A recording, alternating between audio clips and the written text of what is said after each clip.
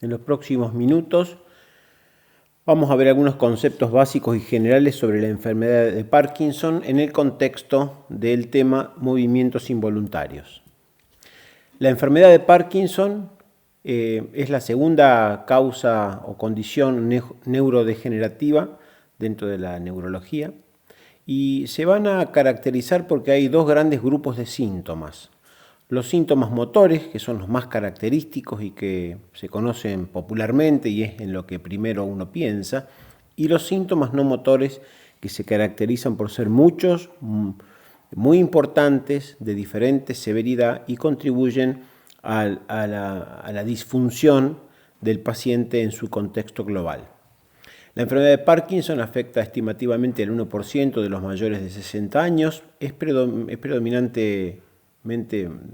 en varones y en países desarrollados las estadísticas dicen que se presentan 160 personas cada 100.000 habitantes.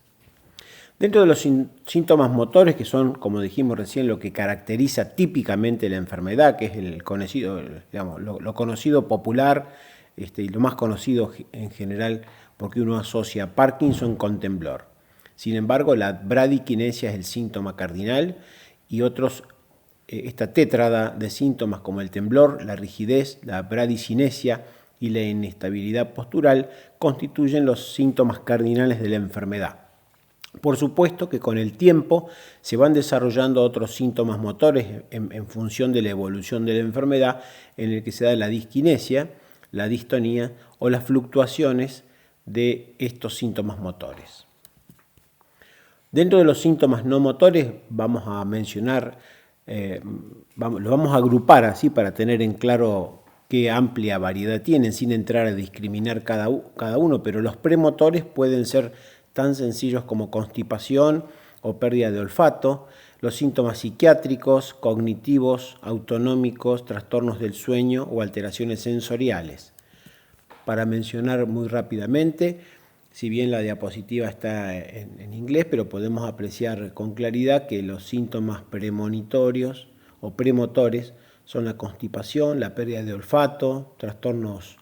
del sueño, REM particularmente, o depresión, que se asocian con mucha frecuencia a este trastorno.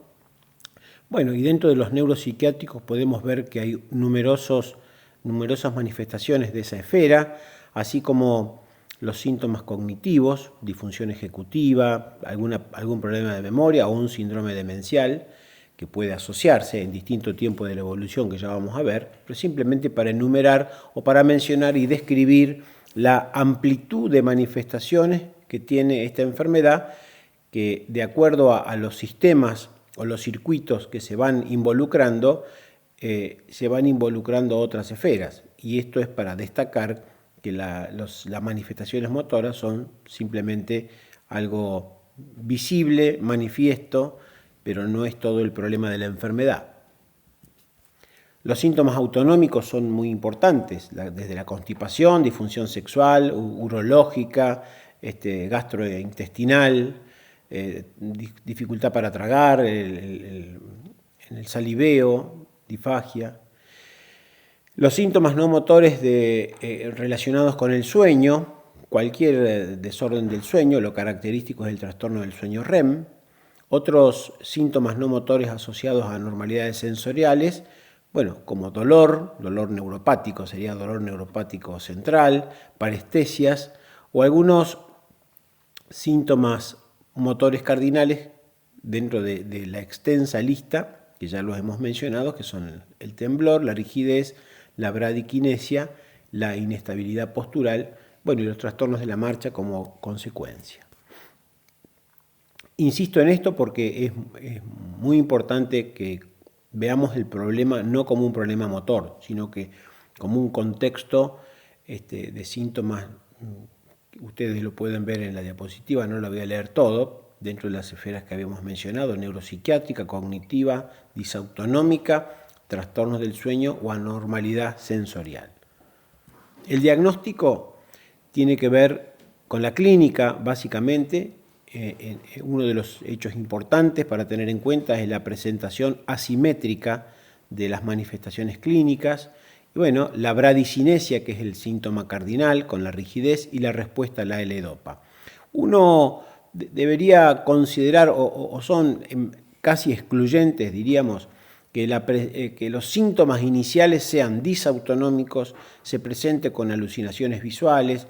que la demencia sea la forma de inicio, o la inestabilidad postural como síntomas iniciales. Todo esto hay que tener en cuenta que no sería característico de la enfermedad de Parkinson en sí misma. Respecto a la progresión de la enfermedad, podemos categorizarla como las manifestaciones preclínicas, que serían los estadios iniciales en los cuales empiezan a degenerarse las vías nigroestriadas, hay pérdida de neuronas dopaminérgicas, pero no hay ninguna manifestación evidente. La fase prodrómica, con la cual ya hemos visto algunas manifestaciones, como por ejemplo trastornos de carácter, inseguridad, trastornos de la esfera neuropsiquiátrica o cognitiva, la pérdida del olfato, constipación, depresión. Y después ya en la fase clínica uno puede conocer que el primer tiempo, normalmente entre 5 a 10 años, la respuesta a la L-Dopa es muy favorable. En algunos casos, la buena respuesta a los agonistas dopaminérgicos, que son otra estrategia farmacológica. Pero bueno, se dice que hay una luna de miel del enfermo de Parkinson con la L-Dopa, porque la respuesta inicial a una dosis diaria y baja de L-Dopa, el paciente mejora funcionalmente en todos los aspectos, en casi todos los aspectos, ¿no? Sobre todo en el motor, que es el que más evidencia, sobre todo al inicio. Después los síntomas, después de los 7 años en promedio, los síntomas empiezan a aparecer, a hacerse más importantes, más notorios, empiezan a causar más disfunción funcional en las actividades de la vida diaria, la constelación de síntomas motores y no motores, y después empiezan a aparecer lo que se denominan las fluctuaciones. Las fluctuaciones son variabilidad de las respuestas o del funcionamiento motor, no solo el motor, sino que el no motor también, que pueden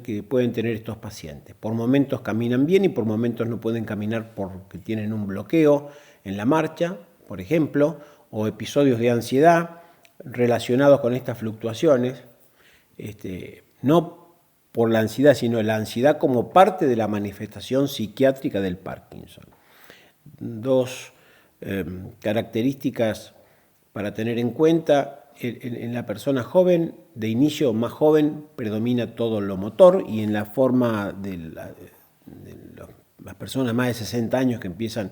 con esta enfermedad, predomina lo disautonómico y lo cognitivo. El diagnóstico diferencial, bueno, hay muchos diagnósticos diferenciales, pero hay algunos elementos claros, que los síntomas iniciales, que son es la tétrada motora que mencionamos antes. La fase clínica, hay que ver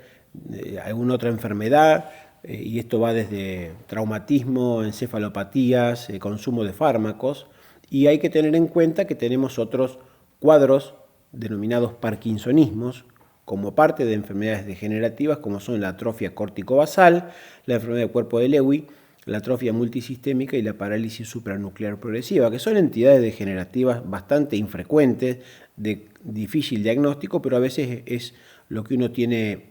en manejo clínico práctico. Y para esto a veces hay algunas situaciones de alarma que nos pueden sugerir que esta enfermedad, una vez que nosotros hemos excluido causas metabólicas, sistémicas, tóxicas, etcétera, ¿no?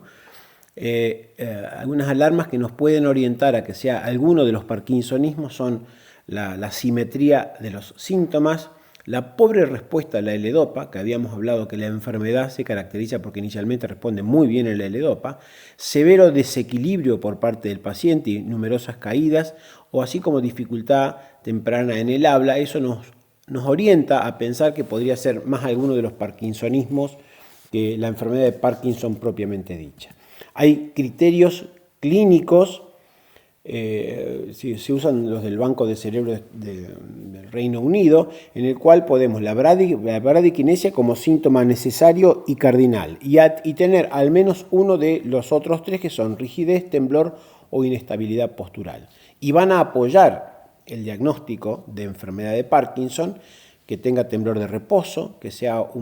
la afectación sea unilateral, con un curso progresivo, y este curso progresivo que la asimetría persista, la buena y favorable respuesta al L-Dopa, la generación o la producción de corea como manifestación sintomática a la dosis de L-Dopa,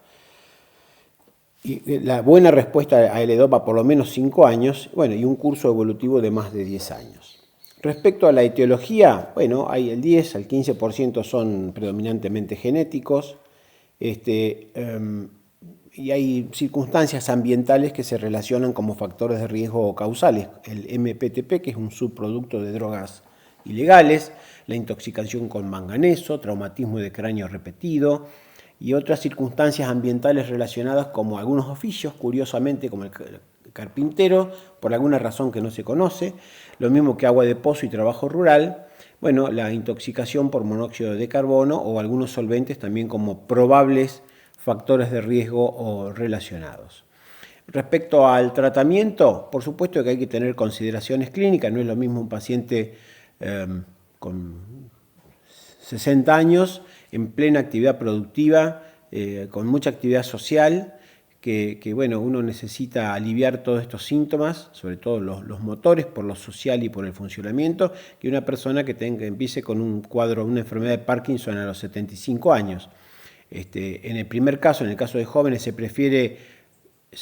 usar agonistas dopaminérgicos y no dopamina, no L-Dopa,